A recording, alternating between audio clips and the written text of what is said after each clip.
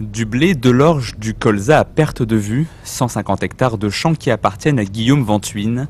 Pour ce céréalier de Grésy-les-Plâtres, en ce moment, les affaires tournent plutôt bien. Ce qui commence à l'agacer en revanche, c'est ce tas de paille qui attend d'être acheminé vers la Haute-Vienne. Approximativement, il y a 11 ou 12 tonnes. Elle est là depuis le 1er août à peu près, et elle aurait dû partir avant le 25 août. C'est ce qui était convenu dans les contrats que nous avons signés avec nos amis éleveurs de la Haute-Vienne. Des bottes de paille qui sont en fait déjà la propriété des éleveurs de Haute-Vienne. Les agriculteurs l'ont négocié à 20 € la tonne, 4 fois moins cher que sur le marché.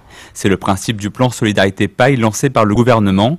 Venir en aide aux régions du centre touchées par la sécheresse du printemps dernier.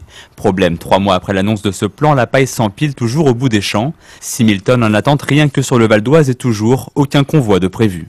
Ça représente en fait 6 trains et on est obligé de mettre en face 300 camions. 300 camions, sachant qu'on fait à peu près 3 rotations par semaine pour un camion. S'il n'y avait qu'un seul camion pour réaliser cette opération, il faudrait 100 semaines. Je veux dire, c'est quelque chose qui est complètement aberrant. Pour les agriculteurs solidaires, aujourd'hui, c'est donc la logistique qui fait défaut, aussi bien du côté de la SNCF que des sociétés d'autoroutes.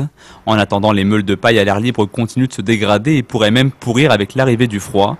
L'autre risque, c'est l'incendie, à l'image de ce hangar de Villers-en-Arthy, parti en fumée samedi dernier. Ici, c'est un peu moins de 100 tonnes de paille qui ont été détruites.